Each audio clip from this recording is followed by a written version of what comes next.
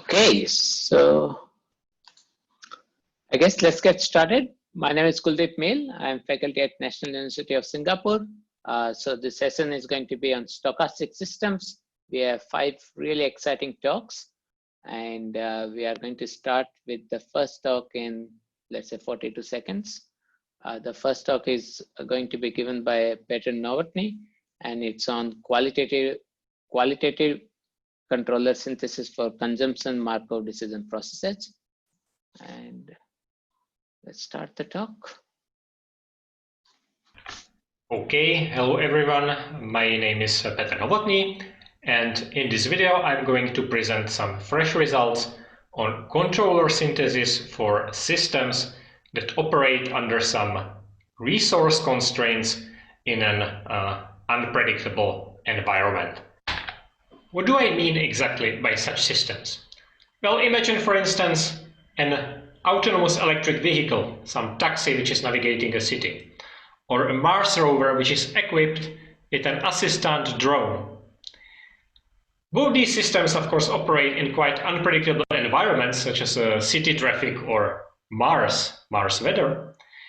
But on top, they are equipped with some source of energy, like a battery of finite capacity, which needs to be replenished in regular intervals, because otherwise we could run out of the resource and this could result into a mission failure. So our task is to synthesize some controller for such a system, at least on some abstract level, which makes the system satisfy its mission with probability 1, but at the same time the controller must be safe, which means that it must prevent resource exhaustion.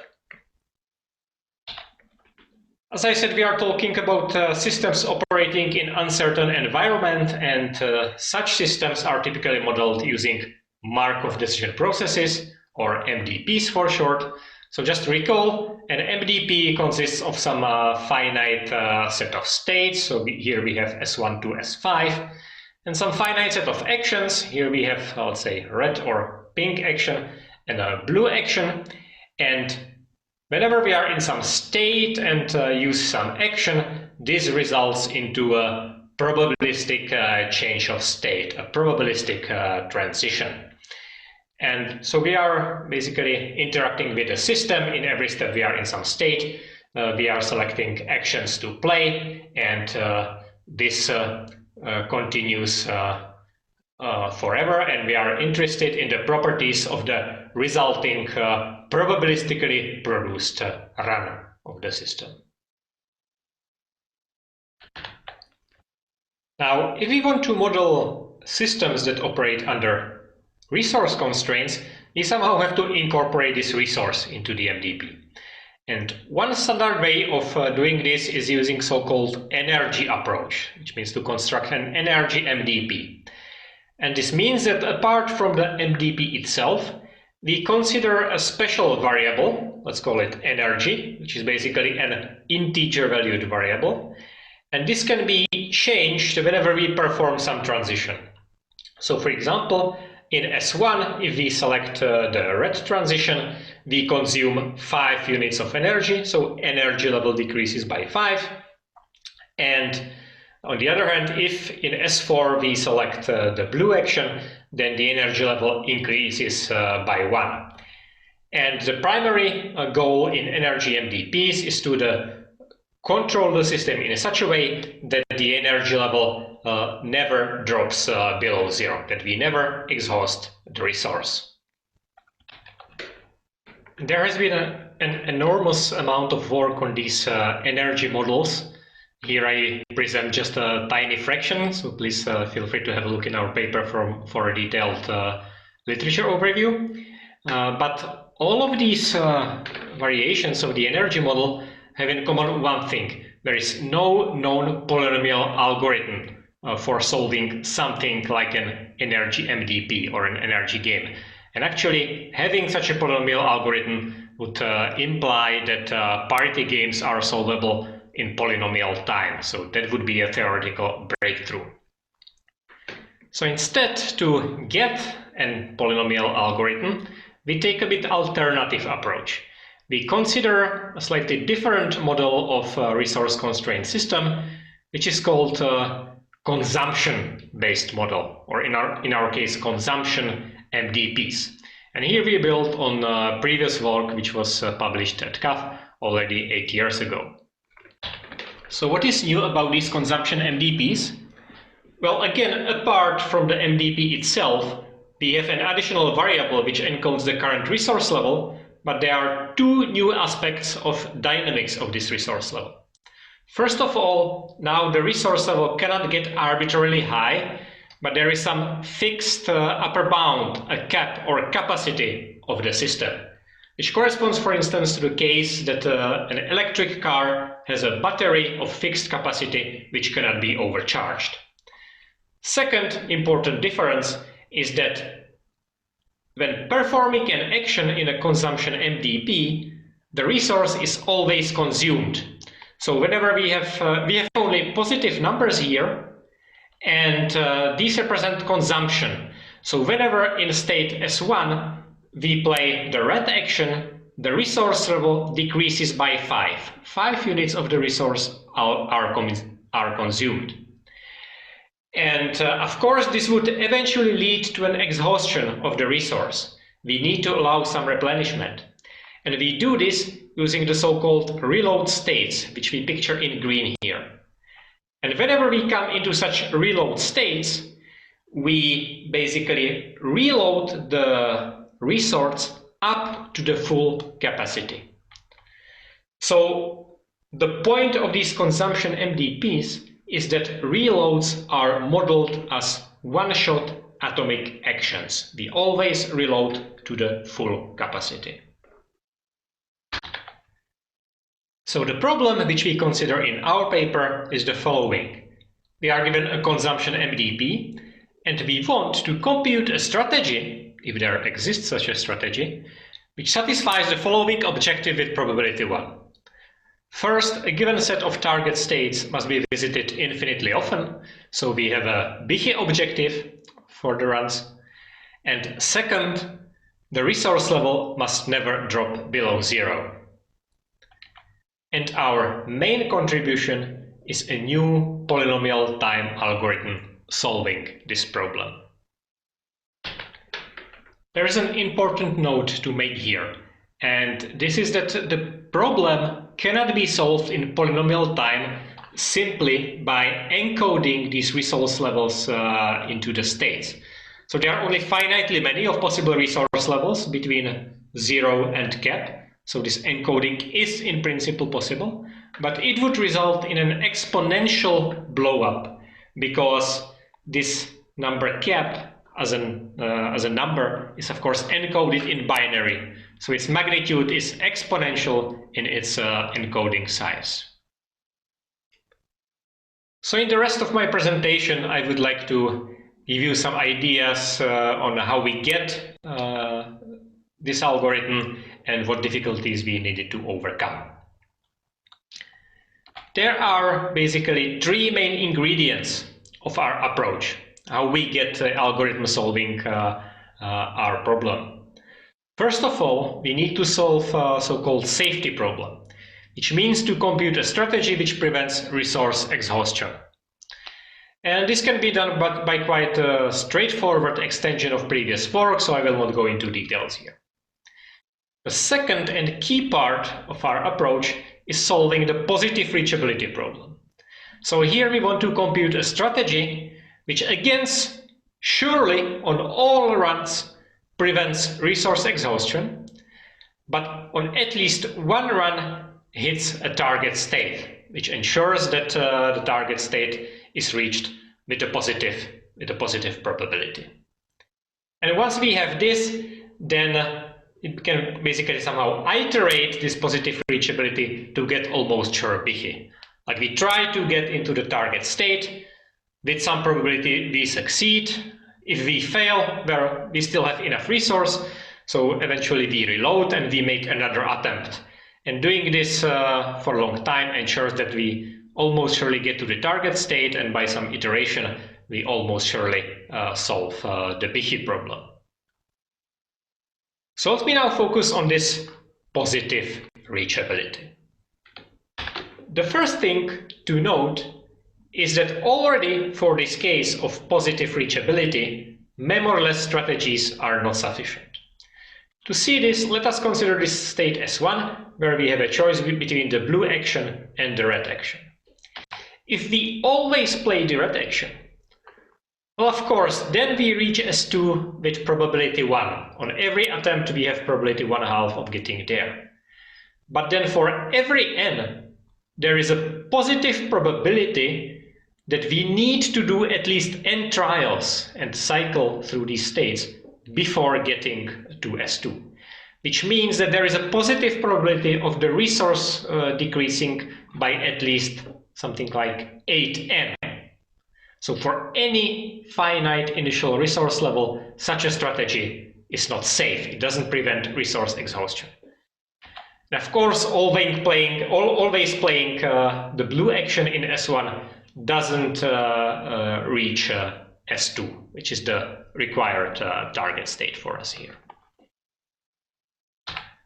But there is a strategy for positive reachability. Consider a strategy which in S1 looks at the current resource level, and if this resource level is smaller than 10, it goes to the left, where we can immediately reload to the full capacity. And if the resource level is at least 10, then we try to go right and get to S2. If we succeed, we are happy. If we fail, we return to S1 and make the same decision again. And you can really check that this strategy works for positive reachability whenever the capacity of the CMDP is at least 15 and the initial resource level in S1 is at least 2. And how we compute such a strategy? Well, we use an algorithm which is based on the value iteration. And our algorithm iterates over two kinds of values. These green values are the minimal resource levels that are needed for survival. So minimal levels with which we can prevent resource exhaustion. And then these violet values are minimal resource levels that are actually needed for reaching the target with positive probability and at the same time ensuring survival. So these are the values that we actually want to compute. We initialize them like this. And now how we update them, how we perform one step of our value iteration. So for every action, let's demonstrate this on this action that goes to the right from S1. On every action, we do the following reasoning. So let's have a look at the successors of this action. One of them must be the one through which this path to the target is realized.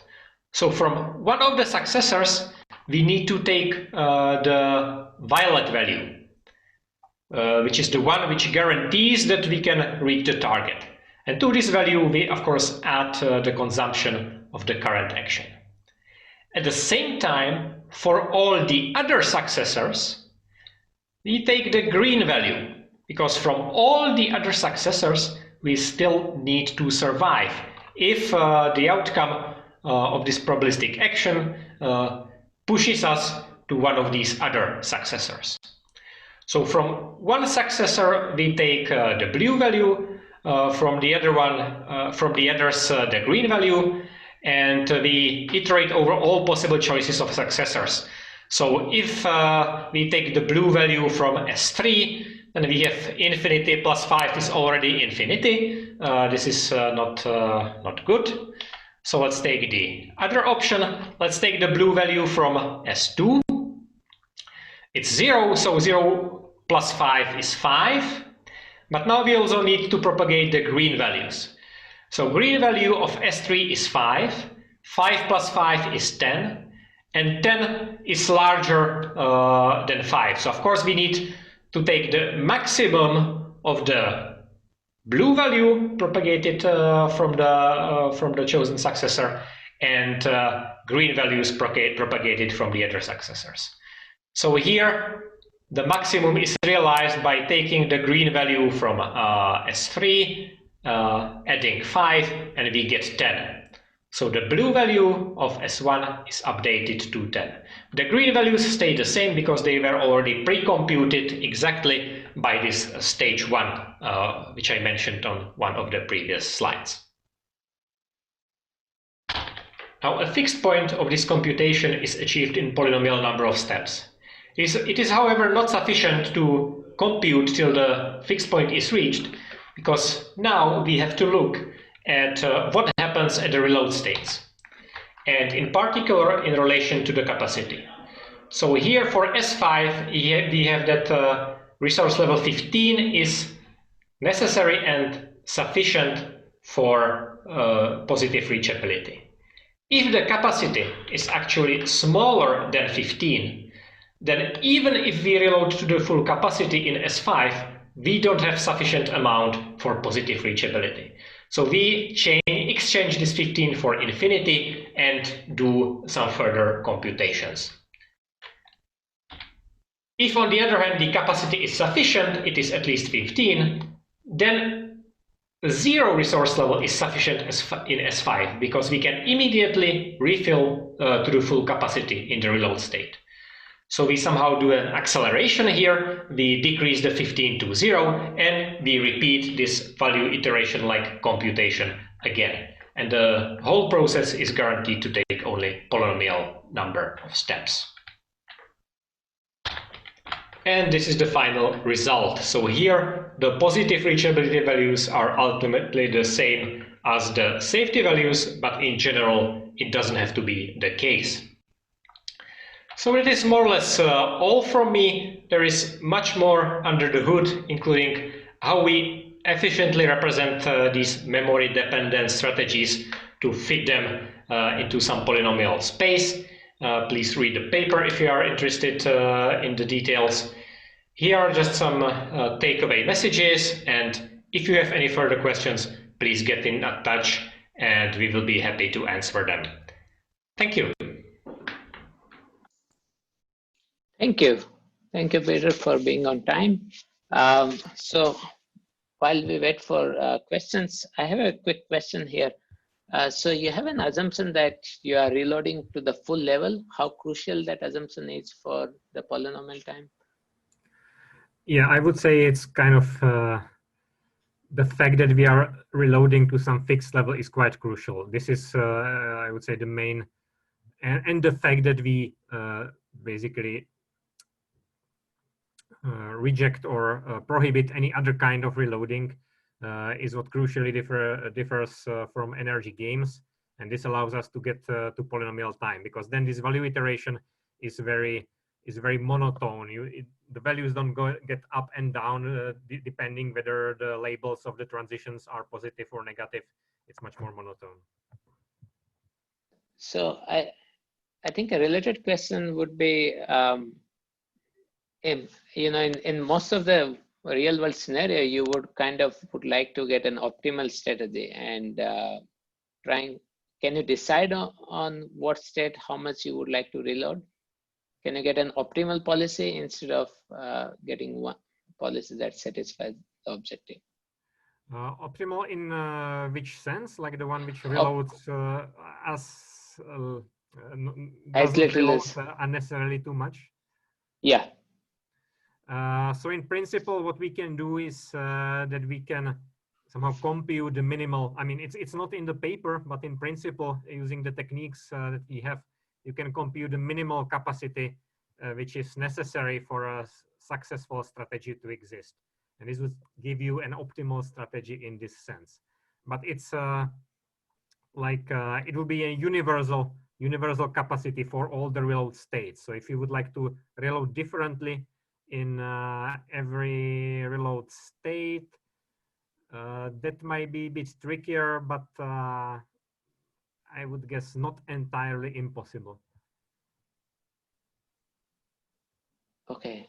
I mean, the value iteration gives us basically the values to which we need to reload in every reload state. So I would say, in principle, after some tweaking, yes, you would get into some sort of optimal reloading.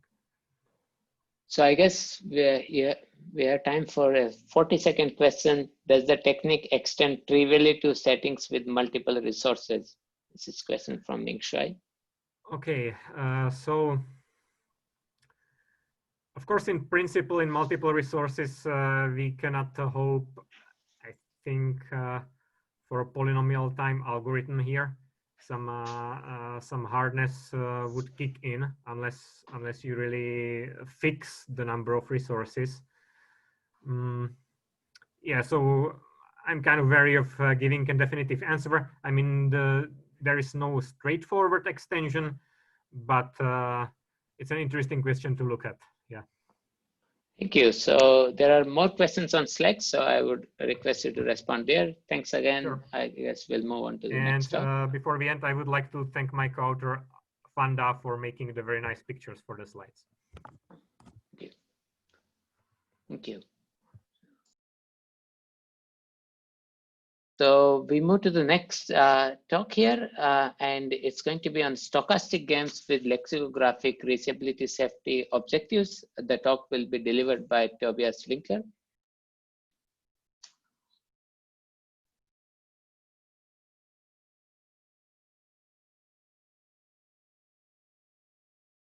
Welcome to the presentation of our paper, Stochastic Games with Lexicographic Reachability Safety Objectives.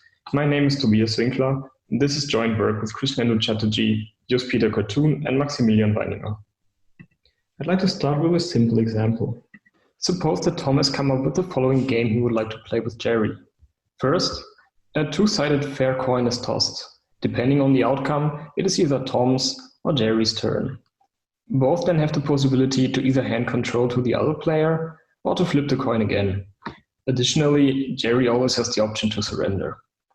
The game is over and Tom wins once he gets his turn for the first time. Quickly, Jerry starts complaining about the rules of the game. No matter what he does, Tom will eventually, with probability 1, have his turn and win. Nevertheless, he agrees to play so that Tom is not disappointed. However, since he's quite busy at the moment, and given that he cannot win anyway, he would at least like to lose as fast as possible. With this new requirement, his best strategy is clearly to just give up as once as he gets his turn.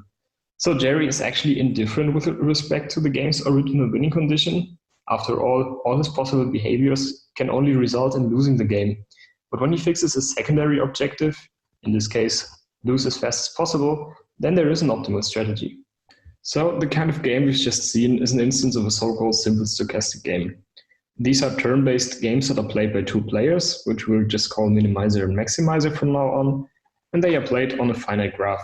At each vertex of this graph, it's either minimizer's turn, maximizer's turn, or the environment makes a random move, which happens according to a known probability distribution.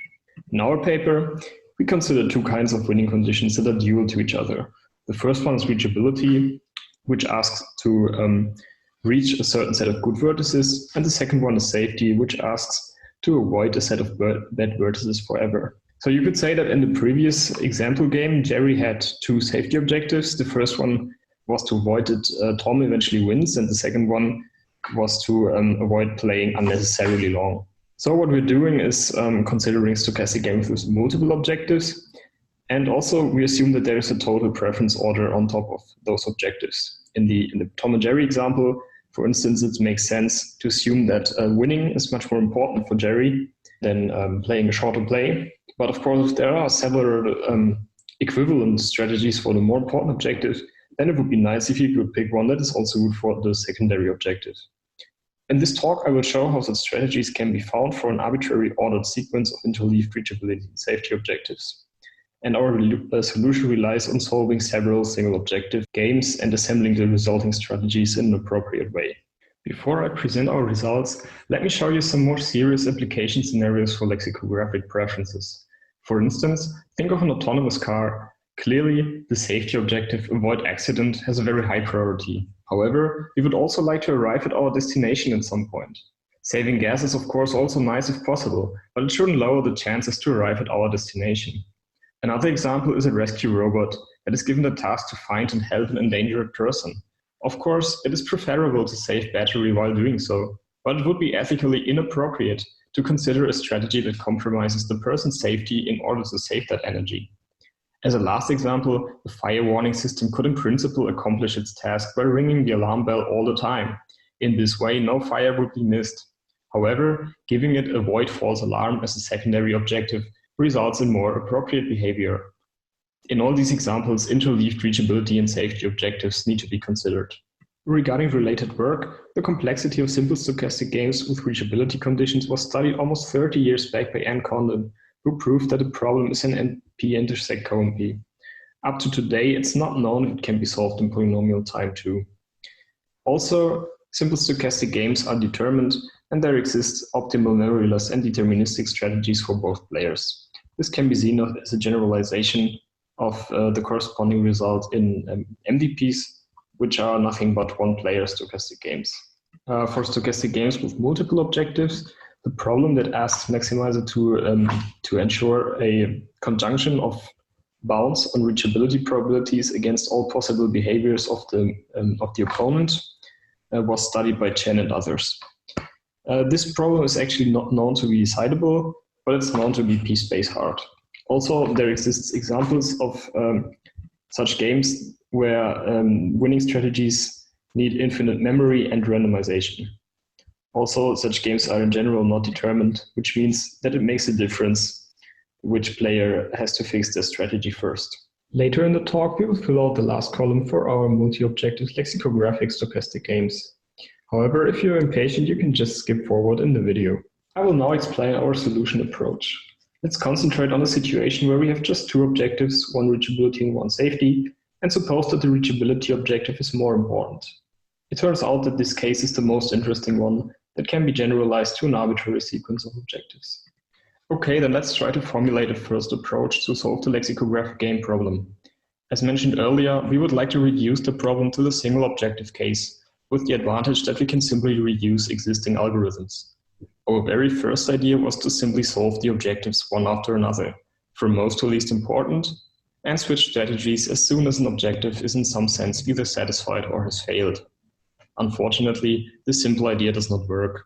As our counterexample, consider this game, where Maximizer has the choice to either reach the green but not red area, or both of them.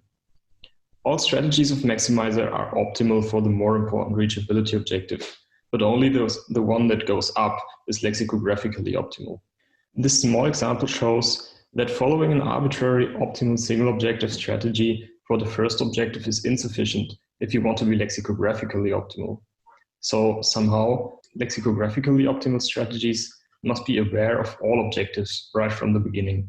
In other words, we need to interleave optimal strategies for every objective, but we must take some care to do this in the right way. In particular, the strategies for the more important objectives should be somehow prioritized. Before I explain the next approach, let's make a simple observation. Sometimes actions are just bad and should never be considered by any strategy. For instance, in the game on the left, suppose that the most important objective is to reach the green area. Then taking the action that goes down is strictly worse than taking the action that goes up. Note that this observation is completely independent of the subsequent, less important objectives. Speaking more technically, these suboptimal actions lead to states with a lower value than the current state. The situation for safety objectives is analogous, as you can see in the game on the right. Here we should avoid the action leading down and instead always take the action leading up. So with this idea in mind, let's see if we can fix the problem from the first approach. The idea is to first solve the most important objective, in this case reachability, and to remove all the suboptimal actions with respect to this reachability objective. By doing so, we actually obtain a subgame where no matter what we do, we can only take actions that are optimal for the more important objective. So now if we simply follow a safety strategy in this subgame, safety with respect to the secondary safety objectives, then everything should work fine and we will get a lexicographically optimal strategy, right? No, unfortunately not. This approach is again unsound. Here's a counterexample. So in this counterexample, you have three actions and all are optimal in some sense for the reachability objective. Maybe we should talk about this self loop for a second. This self loop is not bad as long as you only take it finally often. It's only bad for the reachability objective if you take it infinitely often. Nevertheless, you cannot say that it leads you to a state with a lower value, so we don't consider it a suboptimal action. In this example, the problem is the fact that an optimal safety strategy in the subgame, which could stay in the self loop forever, fails to satisfy the more important reachability condition, even though it only takes optimal actions with respect to it. The problem is that it just never makes any progress towards the green area. This observation is key in our final correct approach. If you follow a safety strategy, we must somehow make sure that it makes this progress towards the green area. In our final approach, we build on the second approach and first remove all suboptimal actions for the reachability objective. Then we decompose the game into two stages. In the first stage, we must reach a certain set of vertices that we will call F. Inside of F, the reachability objective is either satisfied or has failed, or in other words, its value equals 0 or 1. The second stage takes place inside of F. Here, we should follow an optimal safety strategy because there's nothing left to do for the reachability objective since we've either satisfied it or we cannot satisfy it anymore at all. There is one last twist to this technique. Let's focus on the first stage, the one where we try to reach F. Imagine that the situation is like in the example. There are states inside of F which violate the safety objective, others satisfied with probability 1, and some others only satisfied with a certain probability in between 0 and 1. It is clear that reaching the states that avoid the red region with a higher probability should be preferred as long as F is reached in some way or another. Thus, we are facing a more fine-grained version of reachability. We should not only optimize the probability to reach F, but it also matters which part of F is actually reached. Fortunately, this problem is not so difficult to solve. We can simply assign a weight to the states in F and optimize for that total weight. This again can be reduced to normal reachability. We can use these ideas to formulate an algorithm that works for any sequence of reachability and safety objectives. We look at the objectives one after another. We use the black box for the single objective game problem. We treat safety objectives in the way I explained on the previous slide. Remove suboptimal actions, and finally put together the resulting strategies from the two stages in the corresponding way. Now, this algorithm only works if the reachability safety sets are sinks. That means that they are vertices where the game terminates. However, in cases where the game continues after reaching such a vertex, our solution can also be applied. We only need to drop the objectives associated to the reached vertex and solve a game where we only consider a sub-objective. Thereby, we solve a total of at most 2 to the number of objectives many lexicographic games for which the algorithm on this slide can be applied. A couple of theoretical results follow from our algorithm. Mostly they hold because the algorithm reduces the lexicographic problem to the classic single objective case. First, the complexity of the corresponding decision version of the lexicographic game problem is in P intersect co-MP if you assume that there are at most constantly many objectives. If there is no restriction on the number of objectives, then the problem is p-space hard. But this is already known in the case of MDPs with almost sure reachability objectives, which was shown by Randur and others. An upper bound for this case is NXP time intersect co-NXP time. Regarding the complexity of optimal strategies, we know that deterministic strategies with at most number of objectives many bits of memory are sufficient. Memory is only needed to remember the sub-objective in the case where the good and bad areas are not sink vertices. The memory bound is actually sharp. The lower bound already holds in non-stochastic games as shown by Fialko and Horn. Finally, since everything can be reduced to the single objective case, we also have determinacy in our lexicographic setting. Okay, then let's move on to some experimental results. We have implemented the algorithm in the Prism Games tool. This Java tool is an extension of the probabilistic model checker Prism and already provides algorithms for the single objective game problem. We've made some experiments with slight adaptations of 2 case studies that are shipped with Prism Games and some others that are inspired by models found in the literature. For instance, in the hallway model, a rescue robot moves around a known environment, like the hallway of a building, and tries to locate someone who could be in panic because of fire in the building. The robot's action only succeeds with certain probabilities, and the panicking person's behavior is completely unpredictable. Therefore, the situation can be modeled as a mixture of probabilistic and adversary non-deterministic behavior, or in other words, as a stochastic game. The robot has a primary reachability objective, find the person, and a secondary safety objective, which is to not run out of battery. In this column, we compare the running time of our algorithm to the time it takes to solve only the first or all objectives independently. We see from the experiments that the time needed by our algorithm is more or less comparable to the time needed to solve all of the objectives independently. Another interesting statistic is the number of suboptimal actions that are removed by our algorithm. Sometimes almost none of them are removed, while in other cases, almost all of them are removed. Intuitively, if only a few actions are removed, then this means that there are many equivalent optimal strategies for the important objective. To conclude, in this video, we have seen an algorithm that solves lexicographic stochastic games with reachability and safety objectives. The complexity of this algorithm is much closer to the single objective problem than to the multi-objective problem where trade-offs need to be considered. Even though the trade-off problem is more general, we have seen that lexicographic preferences can be applied in practical and meaningful situations when trade-offs would be too complex or just inappropriate. Finally, our algorithm is easy to implement because it mostly relies on a solver for standard single objective games. I hope you have enjoyed this video. Thanks a lot for watching. Bye. Okay, thank you. So there is a question on Slack. I guess your co-author has responded, but you can also respond. It says, if you allow satisfying your first objective epsilon optimally, are you then immediately in the full multi-objective threshold case? Yeah, as Maxi already said, I think so too.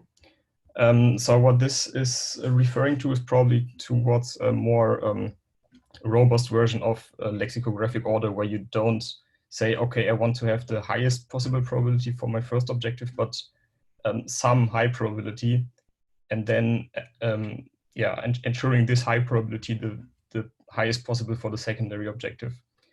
And I think that this refers to finding a point on the Pareto frontier, and then you're back to the multi-threshold problem, which is not known to be decidable, and in general needs infinite memory. So this is probably much harder problem. So the strict lexicographic order seems to make things much easier. But it's a very good question.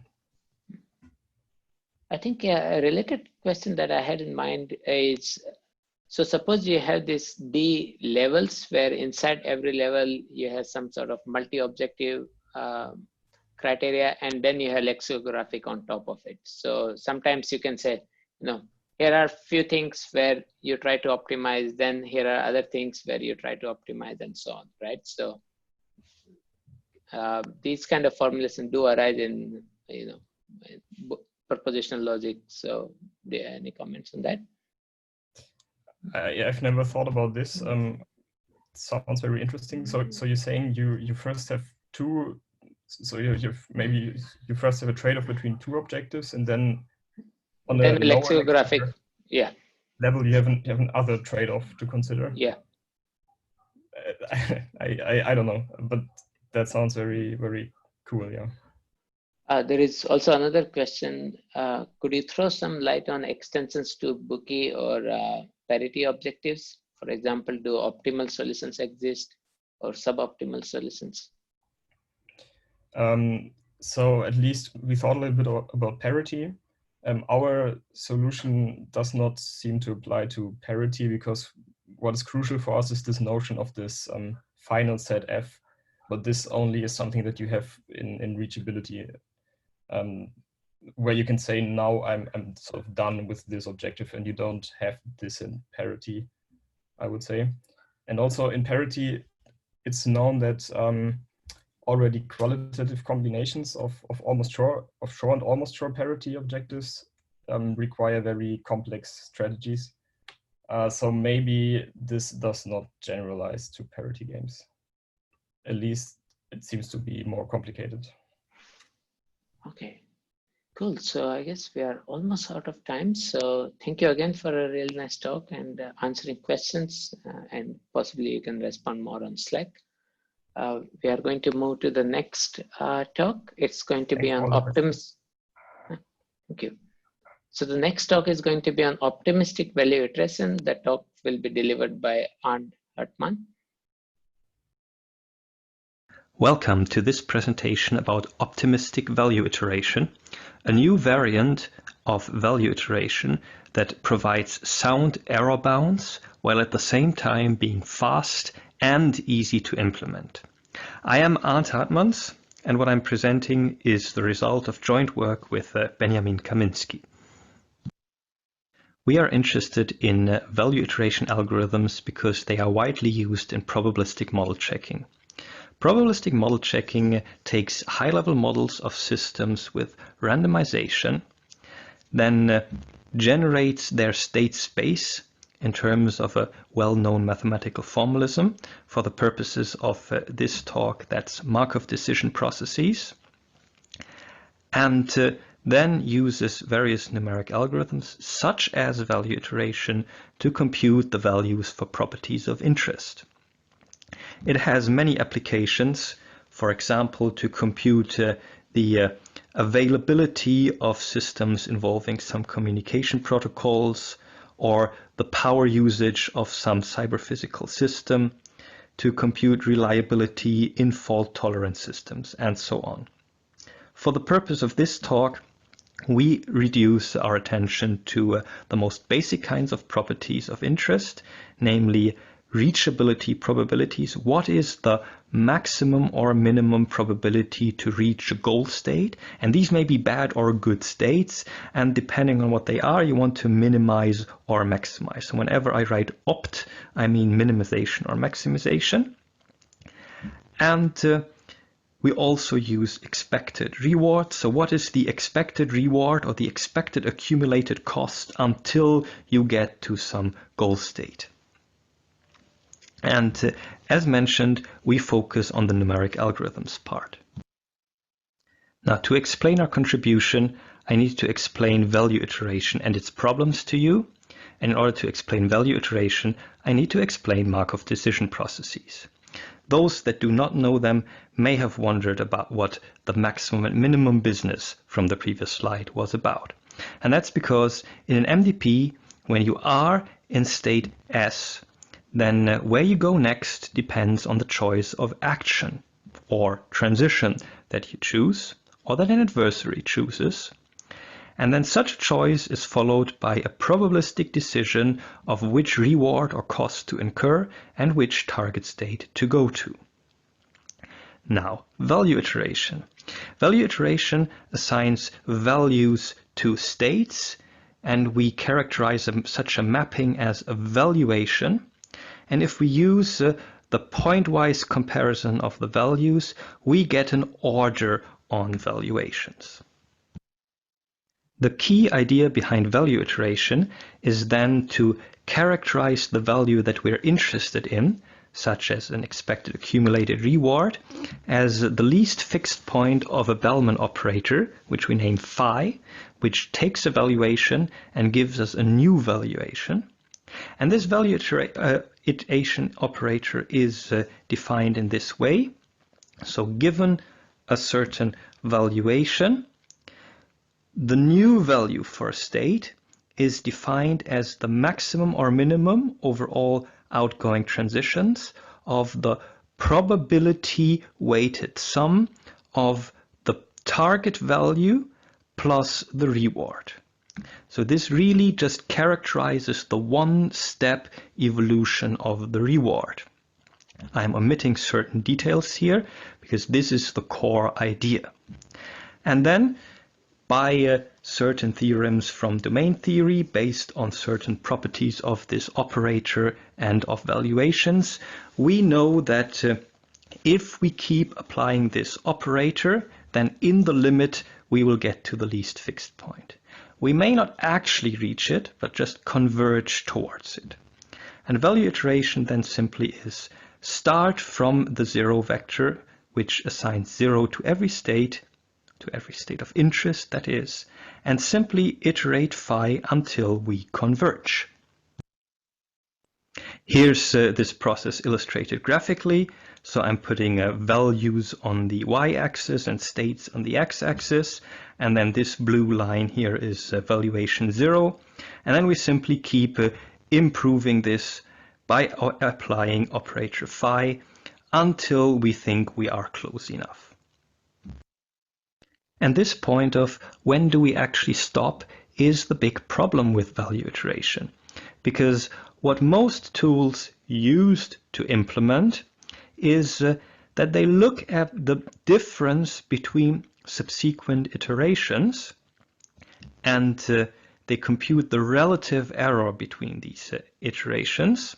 And if that is small enough, then they say we're done and we report this current iteration as the result. The problem is that this result may be far off from the least fixed point. So we don't actually get a guarantee on our result. And we may actually, as was shown in 2014, get arbitrarily large errors, completely independent of this value of alpha. So the problem is that for value iteration in this form of iterating from below, there is no practical stopping criteria.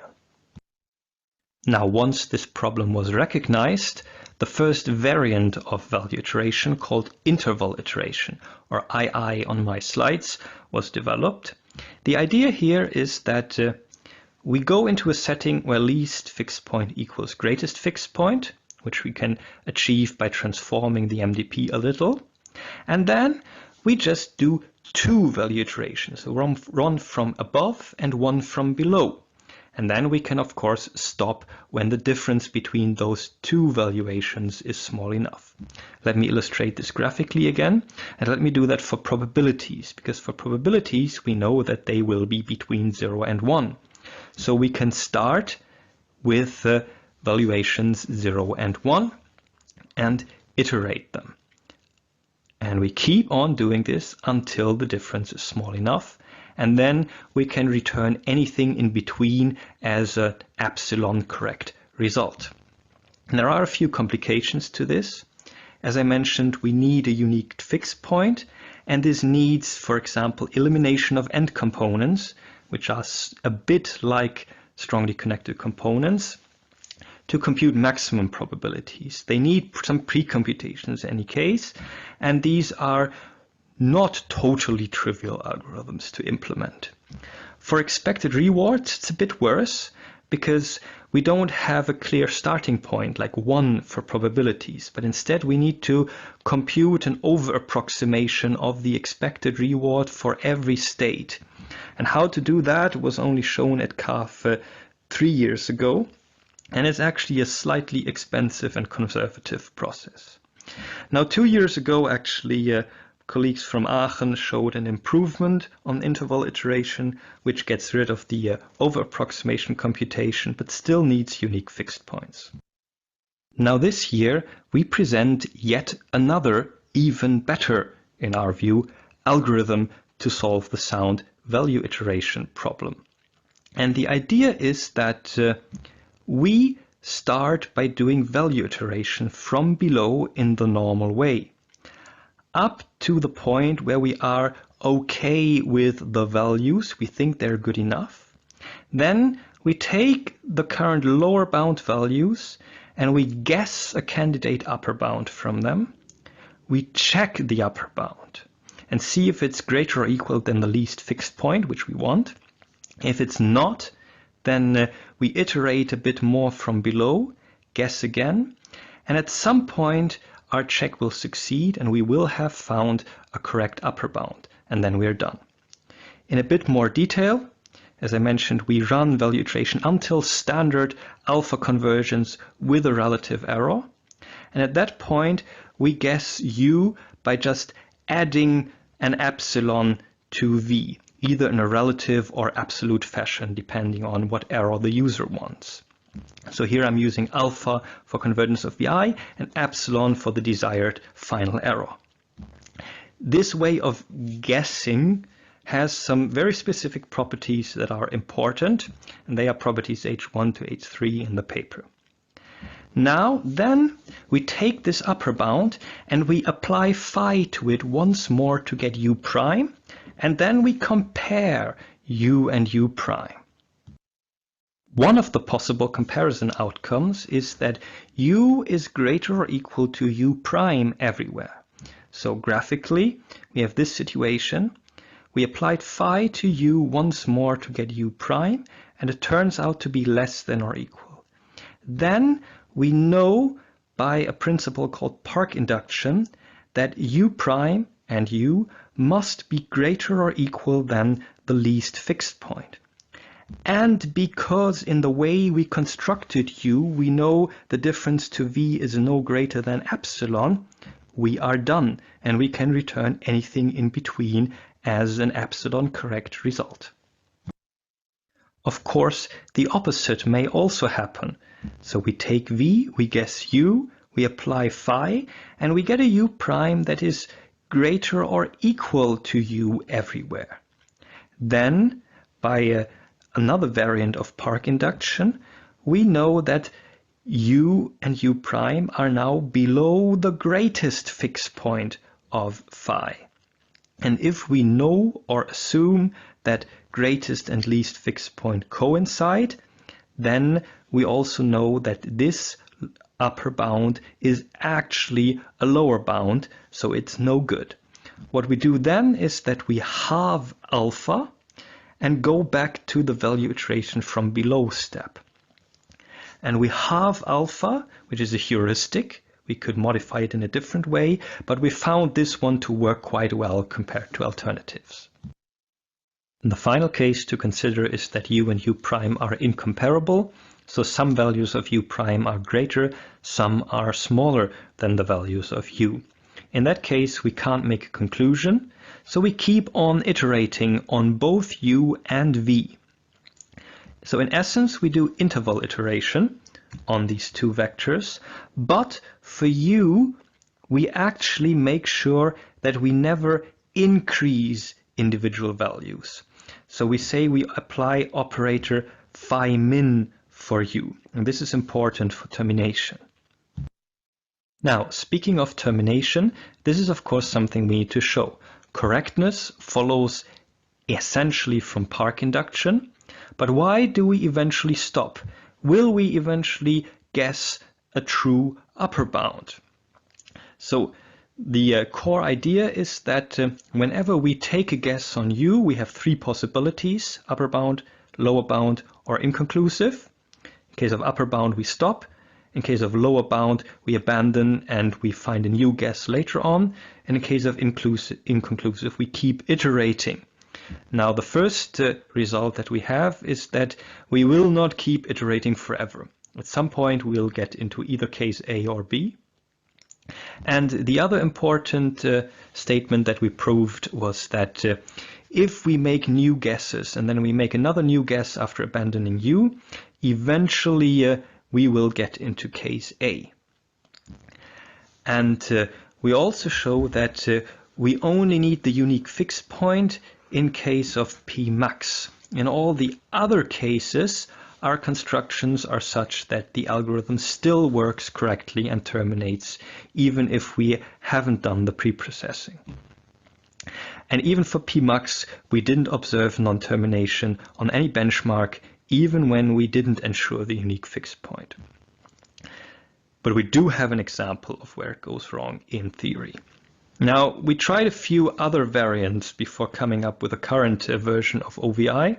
So one of them was to use phi instead of phi min on U. That immediately allows us to construct an example that does not terminate. We also tried to use phi and then do a slightly more complex construction where we remember U. This terminates, but turned out to be much slower than what we presented in the previous slides. And at this point, I just have to point you to the paper for all details. Let me now talk about performance. We implemented OVI in our MCSTA model checker, and evaluated it on all applicable benchmarks from the quantitative verification benchmark set, which is available online. And here's a peek on some of the results. We're comparing optimistic value iteration with interval iteration and sound value iteration. And these scatter plots you can read by taking a point like this one. And this means that for one of the MDP benchmarks, OVI took 8 seconds, II took 16 seconds to complete. So what you see is that optimistic value iteration is much faster than interval iteration, and usually, but not always, faster than sound value iteration. And here is another perspective on our performance evaluation using quantile plots. Let me zoom in a little bit. Now, you read these plots by knowing that for each of the algorithms, we sorted the benchmarks by runtime, and then we plot them. So this means that here, for example, the 40th fastest benchmark for value iteration took about 10 seconds. And note that we sorted individually for each of the algorithms. So what you see here again is kind of the same picture. OVI is faster than the two sound alternatives, but it cannot be faster than value iteration because it is value iteration plus some extra constructions. And this will apply to any similar algorithm that tries to be sound based on value iteration. Now, the overall takeaway here for me is that OVI has the lowest performance overhead out of the three.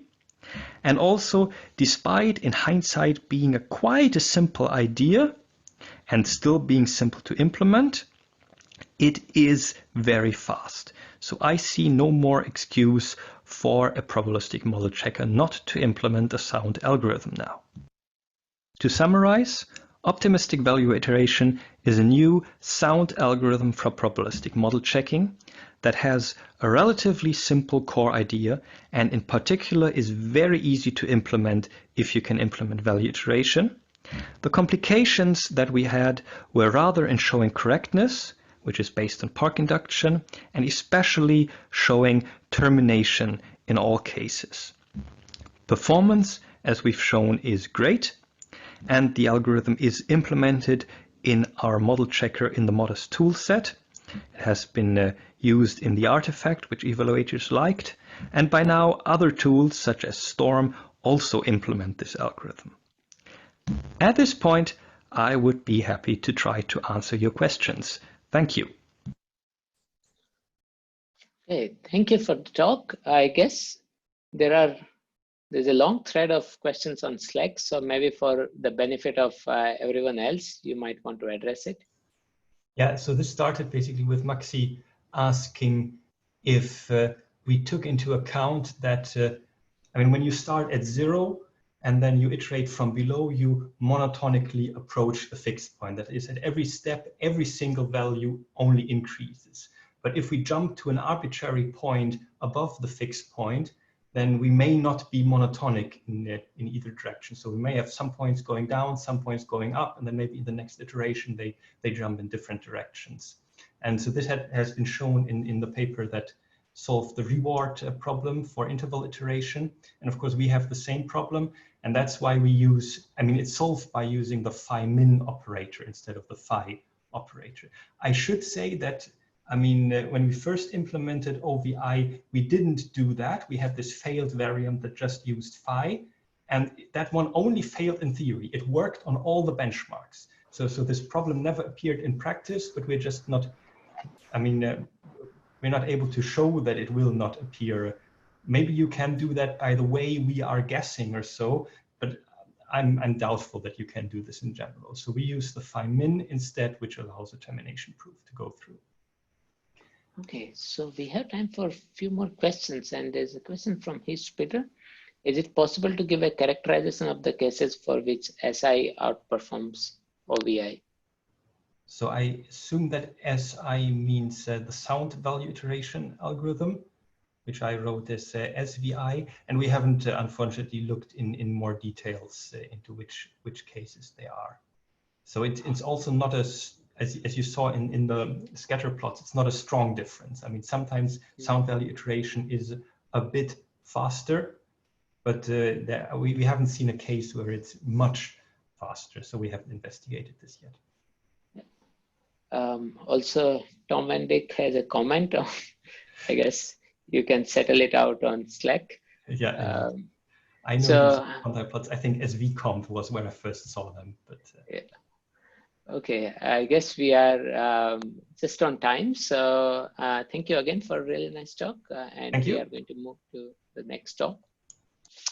So the next talk is going to be on PRICE3, Property Directed Reachability for MDPs, and it's going to be delivered by Kevin Budge. Welcome to my talk on PRICE3, Property Directed Reachability for Markov Decision Processes. IC3, or let's call it here standard IC3, is a symbolic model checking algorithm for verifying or refuting reachability properties of transition systems. IC3 was a breakthrough for hardware verification because it can scale to very large systems, and it has been extended for the verification of software and hybrid systems. We were concerned with the question whether IC3 can also be a breakthrough when it comes to verifying probabilistic systems. So we developed PRICE3, which is an algorithm for verifying or refuting upper bounds on maximal reachability probabilities in Markov decision processes. Our goal is to provide the foundations for a scalable algorithm for the verification of probabilistic systems, and in particular of probabilistic programs. What precisely is a Markov decision process? It combines non-deterministic and probabilistic behavior. So we have a finite set of states, we have an initial state, a set of actions, and a transition probability function that assigns to each state action pair a distribution over successor states. The operational behavior of this example MDP is as follows. At the initial state, there are two enabled actions, A and B. The process first non-deterministically selects such an action and then behaves probabilistically according to the respective successor distribution. If we now fix some set of bad states, for instance S2, then it makes sense to speak about the maximal probability to reach these bad states from the initial state, in this case 0.7. And if we additionally fix a threshold probability lambda, then we obtain a decision problem that asks whether this maximal probability is at most lambda. A Markov chain is an MDP with a single action where no non-deterministic choice is possible. And in this talk, I will restrict to Markov chains, even though everything I tell you here also extends to MDPs. What we did in order to develop PRICE3 was first of all developing an understanding of standard IC3 for transition systems on the level of sets and functions rather than formulae and subqueries. If you consider a paper on IC3, then you will see that most things are formulated in terms of formulae and subqueries, which makes sense, but which also made it hard for us to develop PRICE3. This then enabled us to develop a PRICE3 framework conservatively extending standard IC3, or more precisely reverse IC3, because the search direction of our algorithm is reversed. By conservative extension, we mean that if we choose the threshold probability lambda to be 0, then we obtain a qualitative reachability problem, and in this case our algorithm behaves as standard reverse IC3. Furthermore, we provide a prototypical implementation and an empirical evaluation. Here we operate on program level by means of an SMT encoding, and we are able to adapt optimizations well known to IC3, such as repushing obligations, propagation, and we provide first ideas on what is called generalization. Throughout this talk, I will compare to the concepts of standard reverse IC3 so that we see how these concepts generalize in the probabilistic setting. We will see that there are a lot of similarities, but there were also some serious challenges that we had to deal with in the probabilistic setting. For that, we first recall how to prove unreachability in a given transition system. In this example system here, the bad state S4 is unreachable. And in order to prove this, we can synthesize an inductive invariant. It's a set of states that contains all bad states and that is closed under backward reachability. Such a set of states necessarily contains all states that reach the bad states. And if we additionally know that the initial state is not in that set, then we have proven that the bad states are unreachable. Notice that we can equivalently denote such a set of states by means of its indicator function. For Markov chains, we can do something similar. Consider this chain here as an example. S4 and S5 are the bad states. The probability to reach these bad states from the initial state is 0.5. And we want to prove that lambda given by 0.7 is an upper bound. To prove this, we can also synthesize an inductive invariant, which in the probabilistic setting is a map from states to probabilities. Here is an example of such an inductive invariant. And why is it inductive? First of all bad states have probability 1. And for all other states, it holds that the value of the invariant at state S is at least this weighted sum over the successor states. An inductive invariant necessarily over-approximates the probability to reach bad for every state. And if we additionally know that the value of the initial state is at most lambda, then we have proven that lambda is an upper bound. We will now have a closer look at the theory underlying IC3 and PRICE3 respectively, and I will start with IC3 and transition systems. Here let us call every set of states, or equivalently its indicator function, a frame. We have a partial order on these frames, which is subset inclusion. And now we define an operator, a frame transformer phi, that takes a frame F and maps F to all bad states plus all predecessors of states in F. This operator defines the states that reach bad in a stepwise fashion by means of a least fixed point iteration, and the set of all states that reach bad is precisely the least fixed point of phi. Importantly, this operator allows us to concisely characterize inductive invariants, because by the principle of Park induction, a frame F is an inductive invariant if phi of F is at most F. In PRICE3, we call every map from states to probabilities a frame, and we also have a partial order on these, which is the pointwise lifted order on probabilities. And now we also define an operator, which is also known as the Bellman operator, that works similar. It takes a frame F and on state S it returns 1 if S is a bad state, and otherwise it returns this weighted sum over the successors of S that we've already seen on the previous slide. The Bellman operator defines the probabilities to reach bad, which are again given by the least fixed point of phi. And importantly, here it also holds that a frame F is an inductive invariant if phi of F is at most F. With this fixed point view in mind, we now consider how IC3 and PRICE3 work conceptually, and I will again start with IC3 and transition system.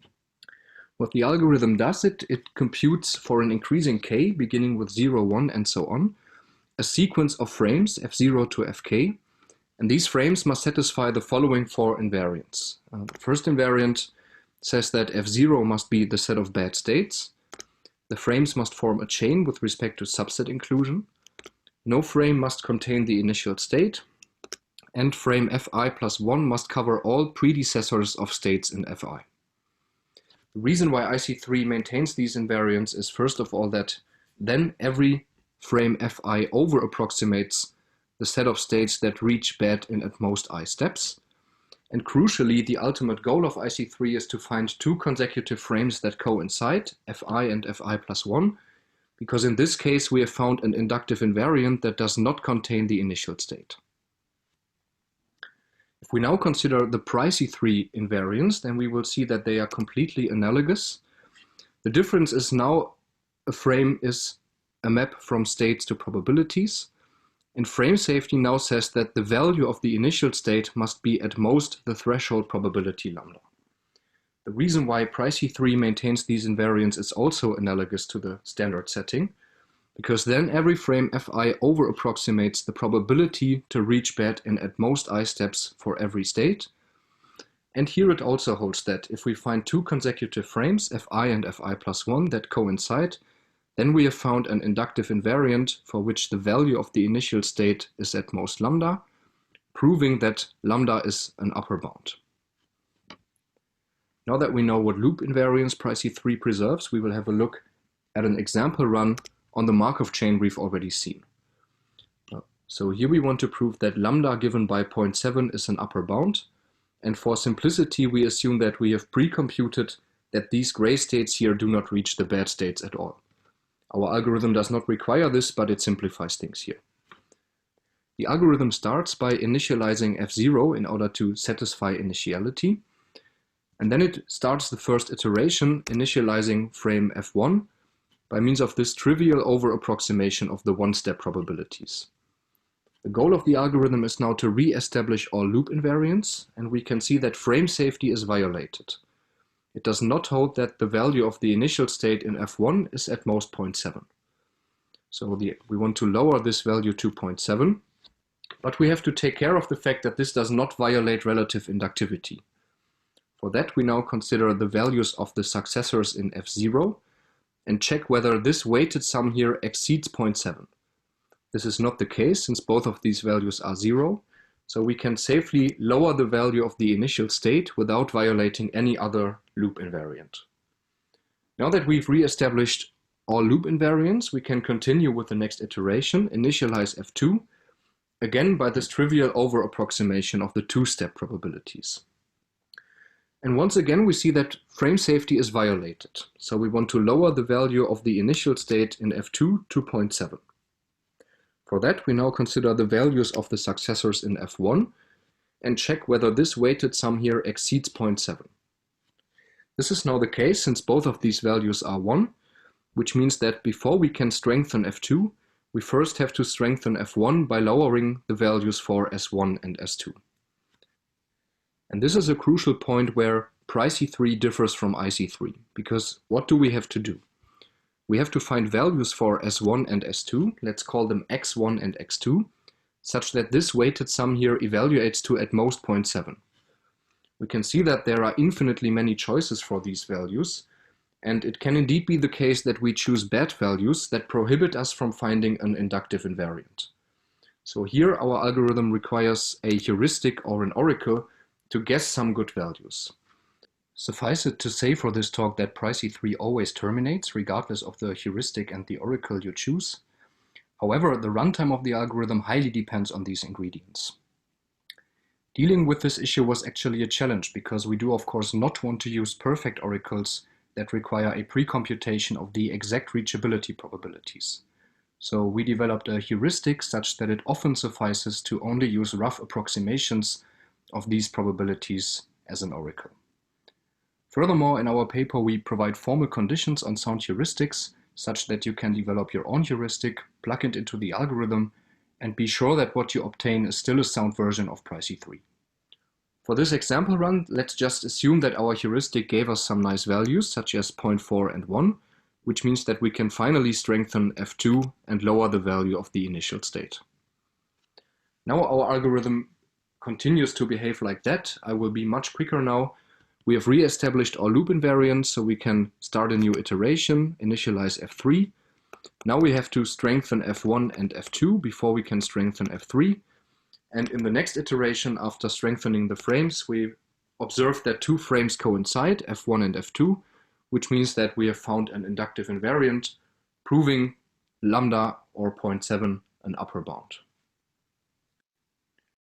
Notice that I omitted an ingredient that can make the algorithm scale to very large systems. This ingredient is called generalization. And loosely speaking, generalization means to exploit a symbolic encoding of the model to not only lower the value of one state at a time, but of many more. Finally, we consider our empirical evaluation. We compared our prototype to two engines of the probabilistic model checker Storm, the sparse and the decision diagram based engine. We took some standard benchmarks such as BRP and zeroconf and some handcrafted ones such as chain. And in the first column you see the size of the model, then the probability to reach bad, and the different threshold probabilities that we want to verify or refute. The next columns give the numbers for a run of pryc3 without generalization and with what we call polynomial generalization. Here we see the runtime of the respective benchmark, and this is the size of the considered subsystem in case the algorithm refuted lambda as an upper bound. We can see that without generalization, Storm drastically outperforms pryc3, but this is not surprising since, first of all, pryc3 without generalization introduces some overhead, and as demonstrated by recent competitions, Storm is one of the fastest probabilistic model checkers. However, we can also see that for some structurally simple models, our generalization allows Pricey3 to verify models with up to 10 to the power of 12 states. Currently, this only works for rather simple models, so the breakthrough for probabilistic model checking is not there yet, but we believe that further research on generalization will allow Pricey3 to scale to large and more complex models. What I also want to emphasize is that Pricey3 can benefit from the fact that it partially explores the model, because sometimes, as it is the case here for zeroconf, it suffices to consider a very small portion of the model in order to verify or refute an upper bound.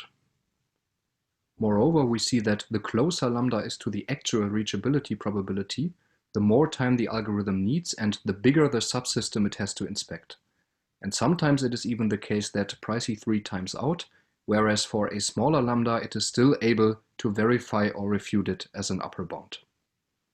Advanced Pricey3 challenges include, for instance, refutation. So what does our algorithm do if the threshold probability lambda is smaller than the actual one? And this was also a challenge because for probabilistic systems, a single path from the initial state to some bad state does generally not suffice in order to refute an upper bound. Furthermore, as mentioned in the beginning, we developed an SMT encoding to operate on program level, and we also asked ourselves how to find good oracles, and I would like to invite you to read our paper for further reading on these challenges. To conclude my talk, we've seen Pricey3, a, to the best of our knowledge, first truly quantitative extension of IC3. We've seen that Pricey3 synthesizes probabilistic invariants, and we considered the underlying theory, the loop invariants it preserves, and we saw by example why Pricey3 requires a heuristic. Future work includes finding good oracles and heuristics, generalization, and the question whether we can employ Pricey3 for verifying infinite systems. Thanks a lot for your attention. Thank you. So we have a question from Ellen Hu. Can you talk more about your generalization? Yes, so generalization in the probabilistic setting is quite hard because we do not only have to find an appropriate set of states that we want to generalize, but also appropriate probabilities for these states.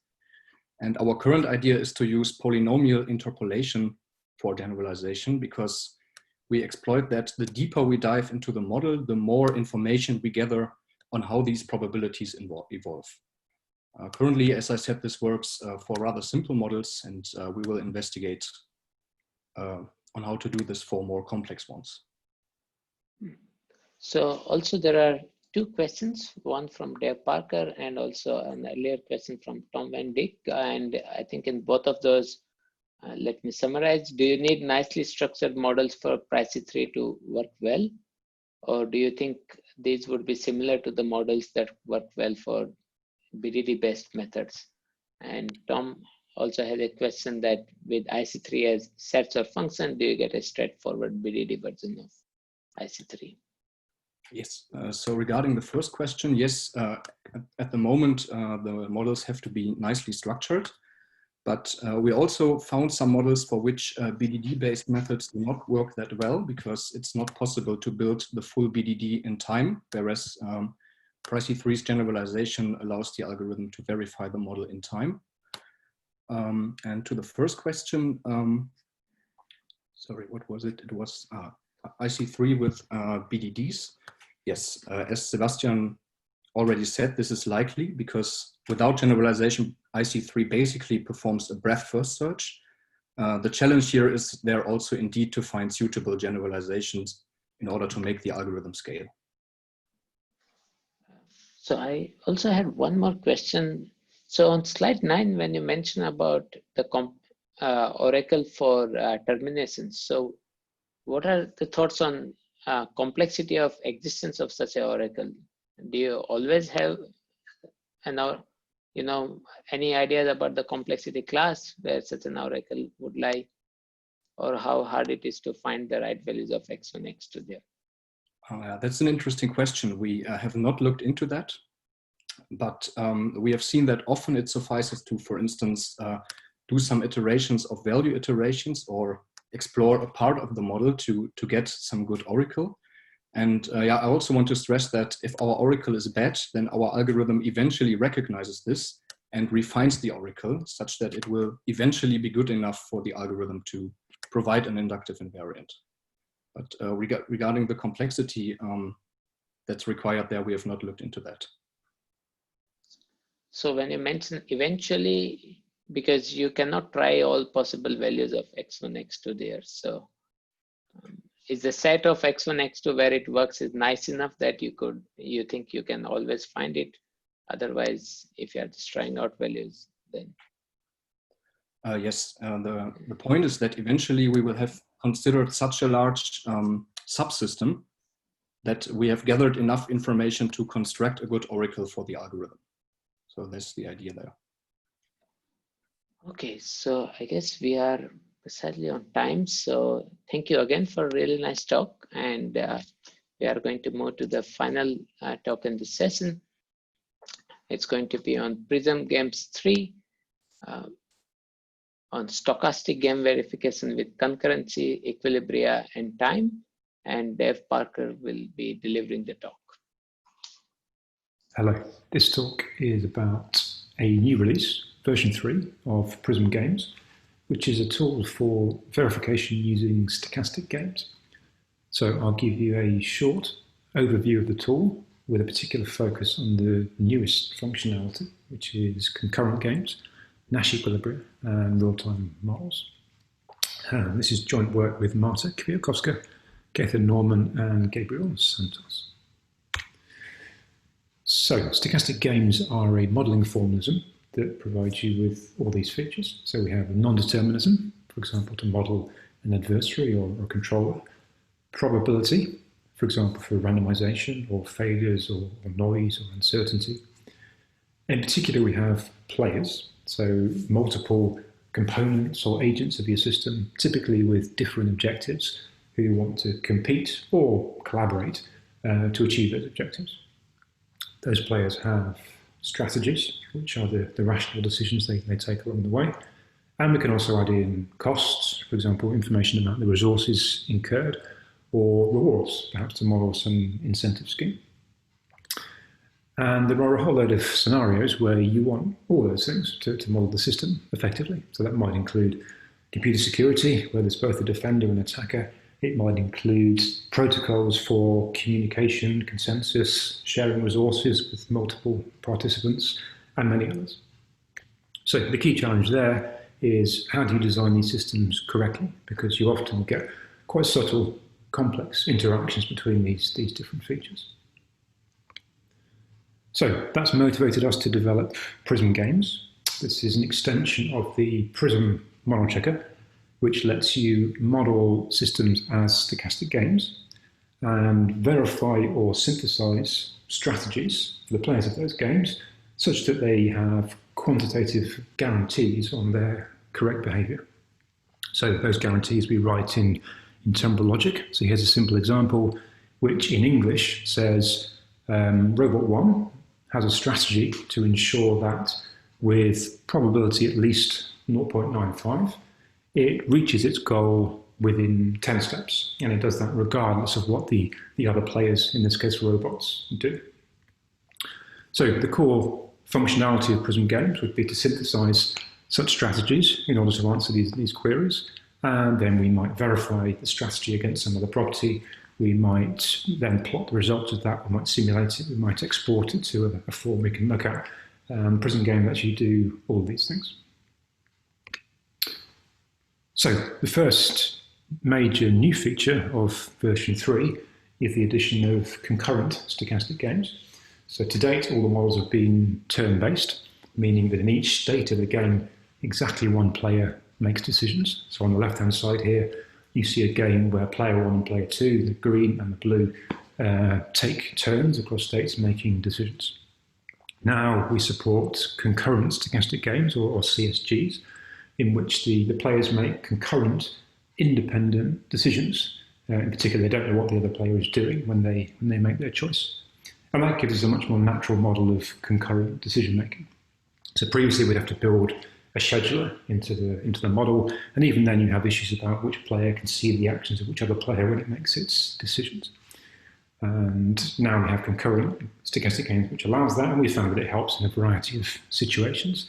So here's just one example from a model where we looked at both a turn-based and a concurrent game-based version of the same model, and we find that the previous analysis, in this case it was too pessimistic. It had an adversary that was too powerful because it could see what the other players were doing, and therefore we got results that weren't as, they were kind of lower than the objective. In fact, if we have a more realistic model, we got better strategies as a result.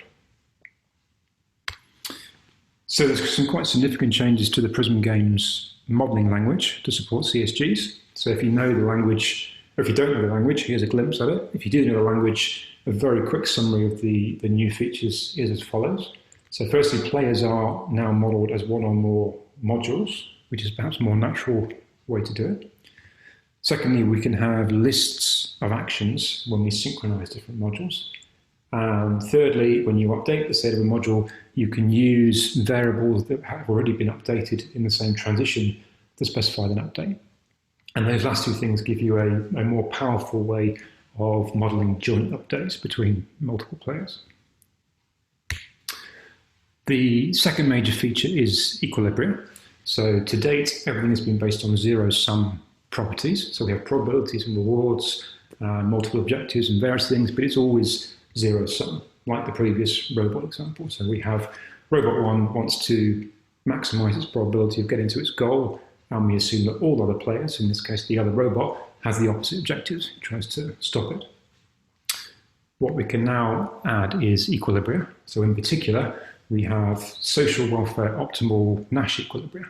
So in this case here, the example would be something like, can we find strategies for robots 1 and 2, which are a Nash equilibrium, meaning there's no incentive for either robot to change their current action because it would make their objective worse, and which also maximize the joint objective of the two of them. So in this case, that would be the average probability for them both to get to their goals.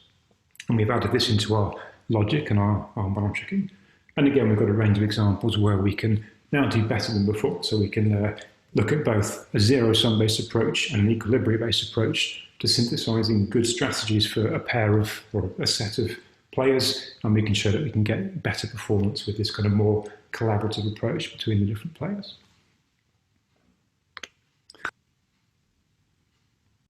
So the third main new feature is a real-time version of turn-based stochastic games called probabilistic time games. You find some pointers to that in the paper. We've also got an expanded set of case studies which show off all the various features I talked about today. And you can get more information about those along with all the other aspects of the tool on the Prism Games website. We have binaries for the main operating systems. There's also a virtual machine you can download to have a play with the tool nice and easily. And the source code, as usual, is all available on GitHub if you want to explore. And that's all. Thanks for your attention. Thank you. So I guess you already answered the question on Slack. If you would like to comment any more on that. Yeah, I can say a little more. So the question is whether we plan or we're doing symbolic implementations. So for the term-based models, which we had already, despite the higher complexity, the way that we solve them is essentially value iteration. It's not so different from the NDP case where we have a nice symbolic implementation already. So that we can do, and we actually have a prototype somewhere that we're working on. For the models in this talk, the concurrent games, it's a bit more tricky because you end up solving kind of a small LP problem or a non-linear programming problem at every state in every iteration. And that generally doesn't play well with symbolic implementations. But the hybrid engine, which was also mentioned in the thread, maybe that's a nice option to investigate. Also, there is another question on, can you elaborate on what context it can be used in computer security?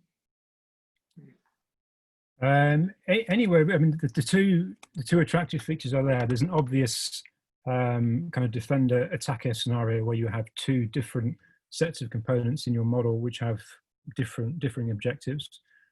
Plus you have common uses of randomization, you know, either to design the security algorithm in its own sense or to model some failure, some attack. So there's various examples. I can point you towards the kind of website and the paper that give you a few kind of simple examples that capture the flavor of that.